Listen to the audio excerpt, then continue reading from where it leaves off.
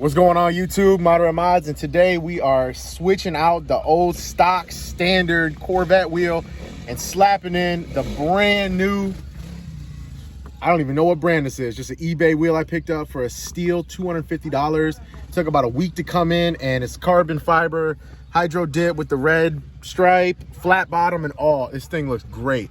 So it's a pretty simple install, guys, and I'm gonna take you step by step on how to get this wheel off. Let's jump right in. First step is, guys, is you're gonna have an Allen head here, or Allen key. This is what I'm using. There's two little holes on each side, 1 and 2. What I did was I stuck the Allen key in this way, in this hole, pried, push forward and up kind of at an angle, and then it started to pop out.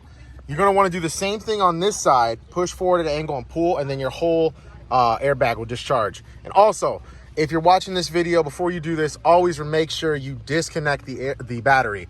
The airbag will be charged, so you need to disconnect the battery, wait about 5-10 minutes, 30 to feel safe. That's what I did. And then boom, you're good to go. So go ahead, put your Allen head in there, pop the airbag loose, and then this should come right out. Okay guys, so now that you got your airbag unattached here, next step is to pop the clips out. So what you're gonna wanna do is take a flathead, go up underneath the yellow clip, and just pry up. A smaller flathead would be better, but there you go. It pried out. Plus I'm doing this with one hand too. So if you have two hands, you'd be really, really lucky. And then just take your fingers, a little challenging for me, and then push in the two. They are color coordinated, so you can't really mess up and get it wrong, but just so you remember, you know, pink is left and obviously it's pink there. So airbag is pulled out, disconnected, and safely removed. Now we're gonna work on removing the actual steering wheel from the assembly.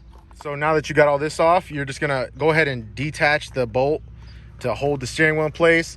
Make sure your wheel's straight, obviously, so you know how to put the new wheel directly back on. And there's gonna be a little harness here. You just push a little pin in and it comes right out. This is a 13/16 bolt and fits right over, and just break it free. You might have to hold the wheel while you do this. So I'm gonna break this free and then get back to you. All right guys, so now the wheel is out. To get the wheel out, I went like this, left and right, and pulled with both hands, and it came right out. All the wires are in here still for the actual mount itself for the airbag. So we're just gonna need to unscrew these screws. I'll take you step by step on what I unscrew. Just be real delicate and careful with your wires and all your harnesses and everything.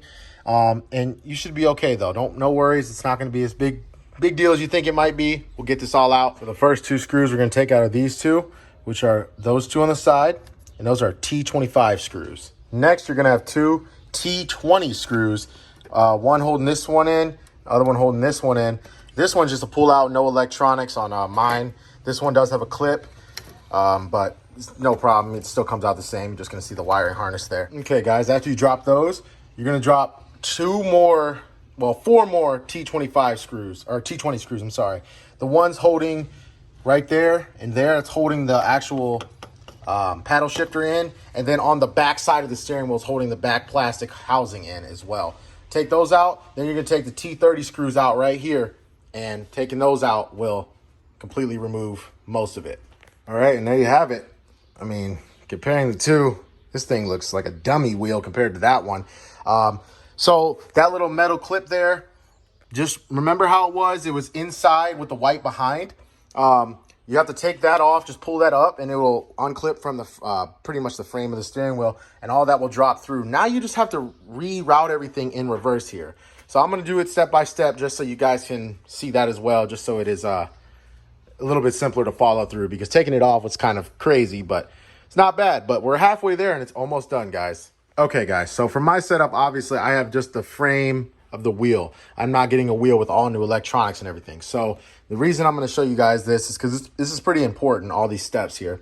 First thing, before we go and connect the back part in, we need to make sure all our wires are routed. If you don't, it'll be extremely hard to get everything through, but you know, once it's routed, everything kind of lines up and fits in. It will be kind of weird to fit everything in.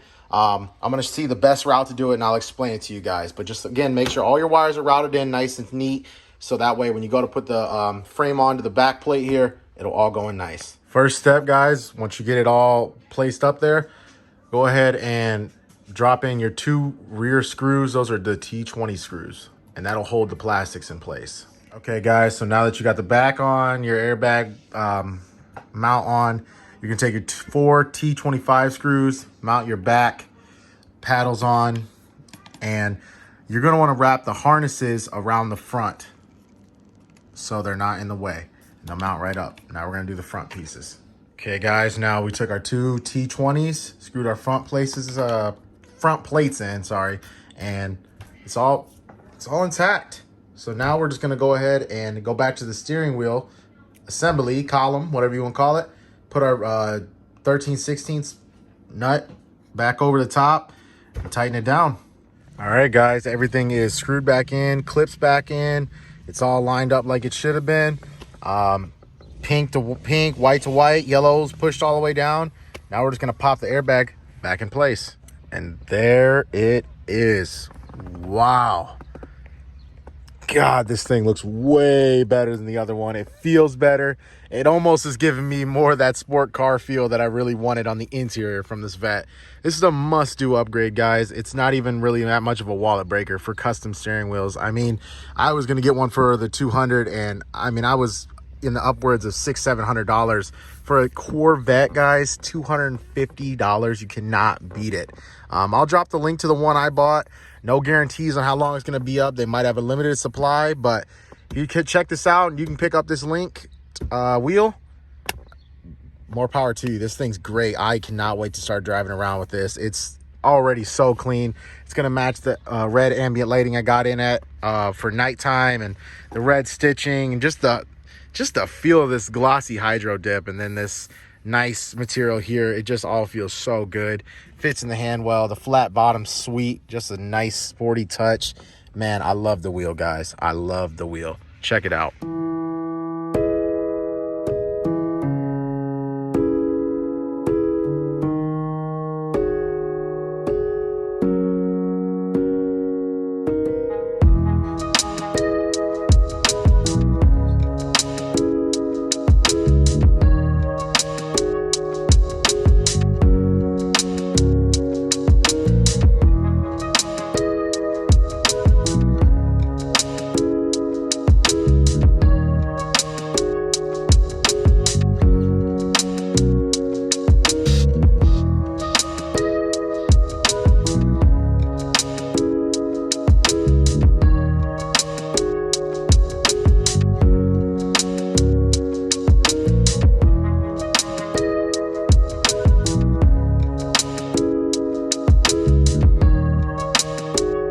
Guys, job well done. I'm loving the look. I'm sure you guys are too. Congratulations if you got this in from watching this video. Thank you so much for watching this video. Just a couple more tips here, guys. Obviously you saw the look and whatnot. When I went to hook up the battery, the horn was honking, so I disconnected the battery, and what I found is those 3 T30 screws, if you screw those too tight, it'll hold. That's the horn switch. So if it's too tight, it'll be holding it up against the horn, and that will cause the horn to sound. So what I had to do is disconnect the battery, pop out the airbag. I did not unhook the airbag. I just popped the little pins out on the side with the Allen head again and loosened up those bolts a little bit, just to where I got to where it started getting snug, and then it was all good. And you know, you just want to make sure it's lined up and it looks clean on the steering wheel. You can tighten and loosen if you need to, but other than that, it's on. It looks great, and I cannot wait to drive this thing. You know, here's the old one. Like I said, it almost looks like a fake wheel in a sense. Like, I mean, it's real obviously, but it's just your standard typical steering wheel, a circle wheel.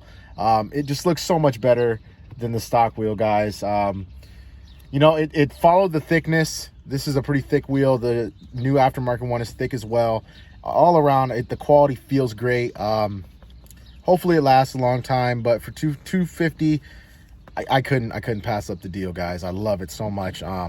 Again, thank you so much. I'll be dropping more videos on the Corvette. I'm going to look into some aftermarket paddles and things like that. And after seeing how easy it is to take this wheel off, it won't be a problem at all. I'll drop a video on that install when I get that done too. But until the next one, guys, peace.